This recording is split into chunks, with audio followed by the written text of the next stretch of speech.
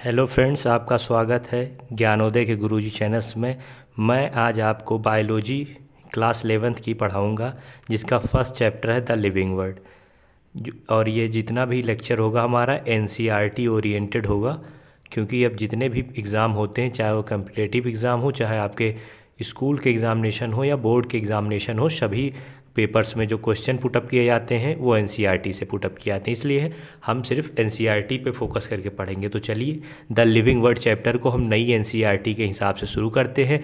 इसमें कुछ टॉपिक हटा दिए गए हैं, जैसे definition of living, what is living, defining properties of living. पहले इसमें रहता था, तो शुरुआत में पहले हम लिविंग की डेफिनीशन देखते थे, उसके बाद डिफाइनिंग प्रॉपर्टीज़ रहती थी, जिसमें रिप्रोडक्शन और ग्रोथ जो था ये डिफाइनिंग प्रॉपर्टी नहीं थी, और मेटाबॉलिज्म, कॉन्शियसनेस और सेलुलर स्ट्रक्चर जो थे ये डिफाइनिंग प्रॉपर्टीज़ थी। मैंने आपको इसलिए ऐसा बता दिया कि बाई चांस कोई आपसे क्वेश्चन पुटअप करे तो आप इतना आंसर दे सकें।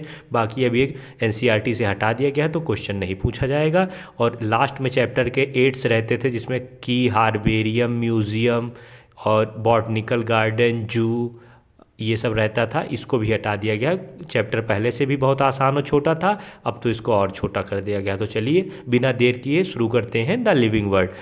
The number of species that are known and describe range between 1.7 to 1.8 million. अभी तक जितनी भी स्पीसीज हमने खोजी है उनकी संख्या 1.7 मिलियन टू 1.8 मिलियन है। अगर इसको हम लैक्स में कन्वर्ट करते हैं तो 1 मिलियन इक्वल्स टू 10 लैक्स, यानी कि 17 से 18 लाख स्पीसीज जो है वो हमने खोज ली है।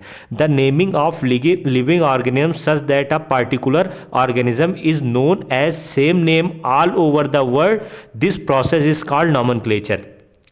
नॉमेनक्लेचर वह प्रक्रिया है जिसके द्वारा किसी एक जीव को हम पूरे संसार में एक ही नाम से जानेंगे। यह प्रक्रिया नॉमेनक्लेचर कहलाती है। When the organism is describe correctly, जब हम किसी ऑर्गेनिज्म को बहुत अच्छी तरीके से उसके बारे में जानकारी कर लेते हैं, and we know to what organism the name is attached, और हम जान लेते हैं कि इस ऑर्गेनिज्म का क्या नाम होगा, तो दिस इज आइडेंटिफिकेशन। तो इस प्रक्रिया को आइडेंटिफिकेशन कहते हैं।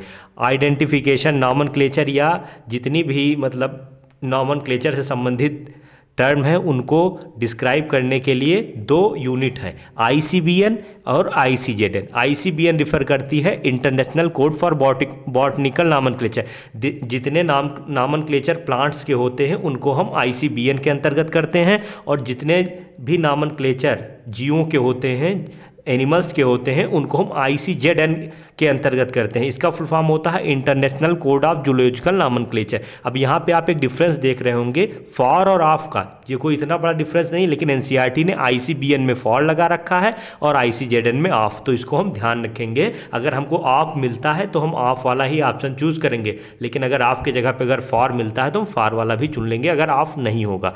ठीक है, अगला देखिए, the scientific names ensure that the each organism has only one name. Scientific name यह निश्चित करते हैं कि पूरे संसार में एक जीव का केवल एक ही नाम होगा। ठीक है, they ensure that such a name has not been use for any other known organism. और ये भी इंश्योर करते हैं कि जो नाम आप किसी एक जीव का यूज कर रहे हैं वो नाम किसी अन्य जीव का नहीं रखा जाएगा।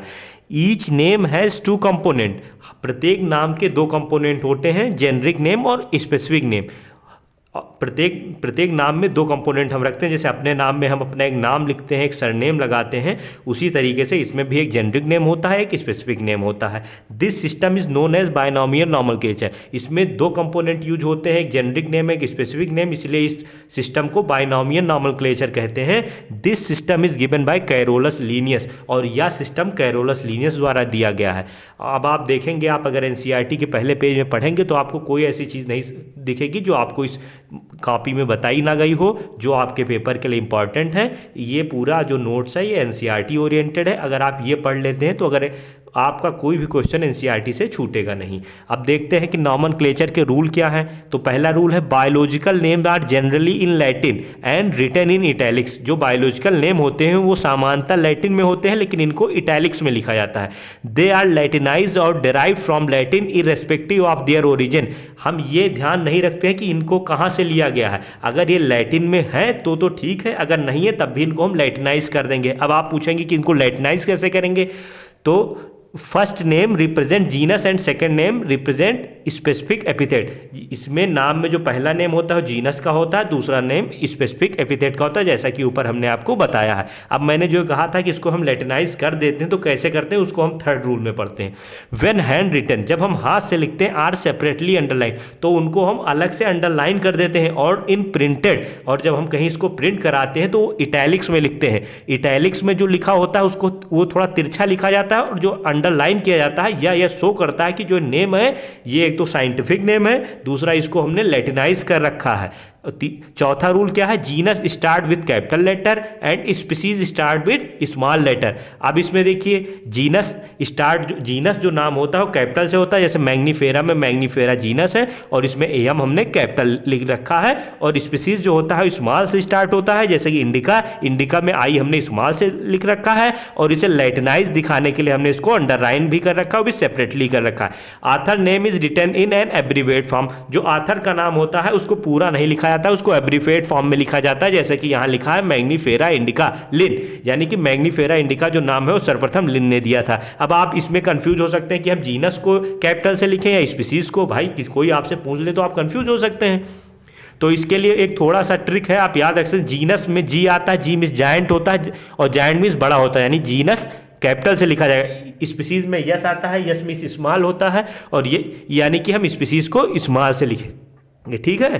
अब आइए, the process by which anything is grouped into convenient category based on some easily observed character is known as classification. अब क्लासिफिकेशन क्या होता है, कुछ समानता के आधार पर जो हमें दिखाई देती हैं समस्त जीवों को कुछ समानता के अनुसार विभिन्न श्रेणियों में रखना क्लासिफिकेशन कहलाता है। जैसे कि मेमल में क्या है, एक्सटर्नल ईयर और बॉडी हेयर जो है ये मेमल का एक्सक्लूसिव फंक्शन है, तो इसके आधार पर हम मेमल को एक अलग कैटेगरी में रख सकते हैं। चलिए, scientific term use for categories taxon, जैसे कि हम लोग कैटेगरी यूज कर रहे हैं, तो लेकिन साइंटिफिक लोग कैटेगरी के जगह पर टैक्सॉन करते हैं, ये साइंटिफिक लैंग्वेज है। बात वही है, किसी चीज़ को कैटेगराइज करना वो लोग टैक्सॉन में यूज करते हैं।